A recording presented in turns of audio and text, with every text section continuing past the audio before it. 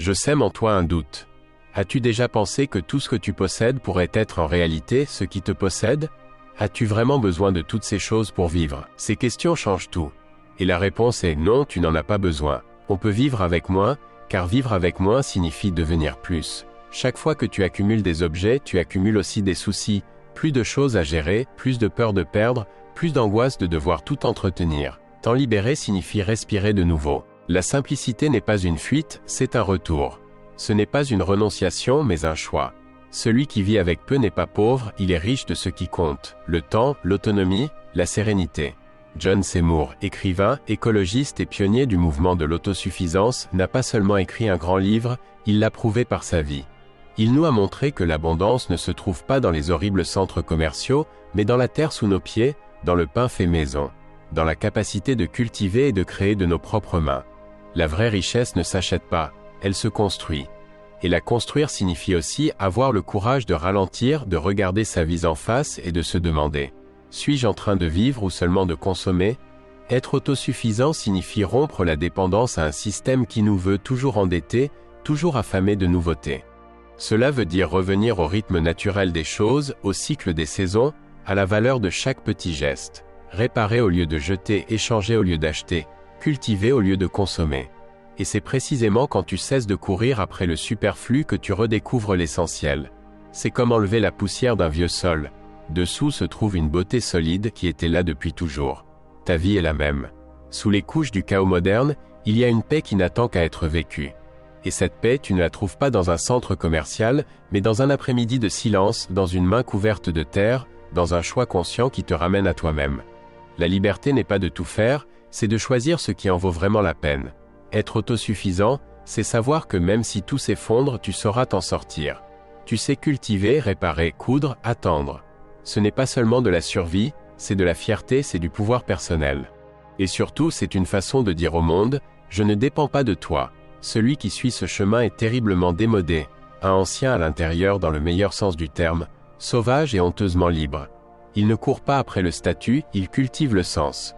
Il ne vit pas avec l'angoisse de perdre, mais avec la sérénité de se suffire à lui-même. Parce qu'il sait que la valeur d'une chose n'est pas son prix, mais sa signification. C'est un rebelle qui n'a pas besoin de crier son indépendance, car il la vit chaque jour dans de petits choix concrets. Chaque objet en moins est une réflexion en plus. Chaque dette évitée est une nuit mieux dormie. Chaque heure libre est un cadeau à vivre.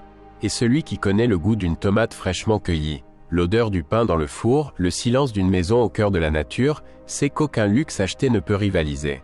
La tomate devient un souvenir d'enfance, le pain devient chaleur, le silence devient remède. Le vrai luxe n'est pas de vivre avec tout, mais de vivre avec ce qu'il faut.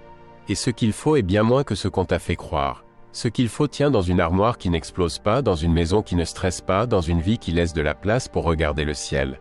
Mais pour y arriver, il faut du courage. Le courage de lâcher prise, de dire non à la fausse abondance, d'affronter le vide. Parce qu'on nous a appris que le vide est mauvais. Et pourtant le vide est de l'espace. De l'espace pour le nouveau, pour l'intuition, pour le vrai. Ce n'est qu'en te vidant que tu peux vraiment te remplir de ce qui compte. Le vide est comme la terre en hiver. Elle paraît nue, mais en réalité elle abrite la graine d'un avenir plus vivant.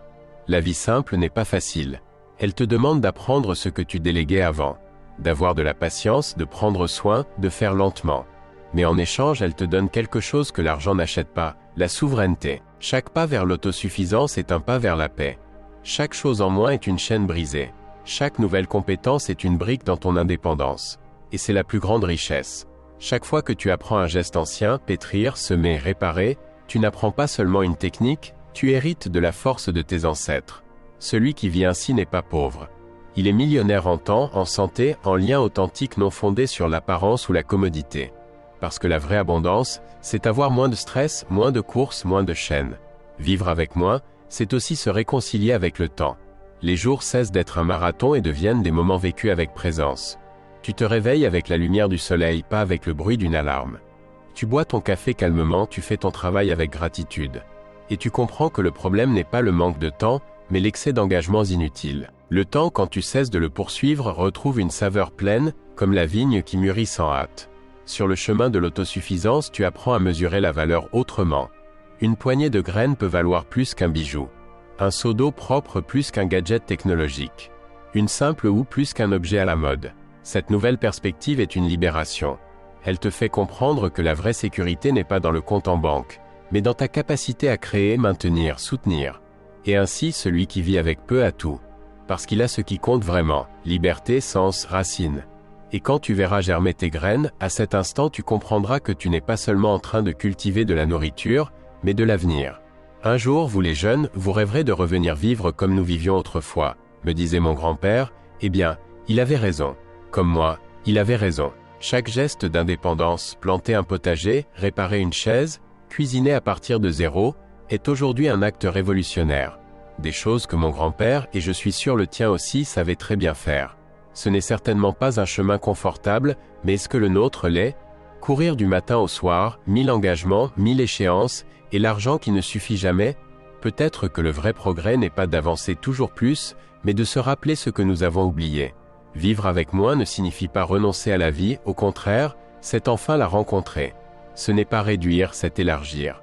Ce n'est pas nier le plaisir, mais le trouver dans les vraies choses. Dans la lumière du coucher du soleil, dans l'odeur du pain, dans le bruit de la pluie sur le toit. Dans une vie qui a le goût de la liberté. Et cette liberté te rappelle que tu es vivant, que tu fais partie de la terre et du ciel, que tu n'as pas besoin de grand-chose de plus pour te sentir complet. Celui qui comprend cela n'a plus besoin de courir après quoi que ce soit. Parce qu'il a trouvé quelque chose que le marché ne peut pas vendre. Il s'est trouvé lui-même.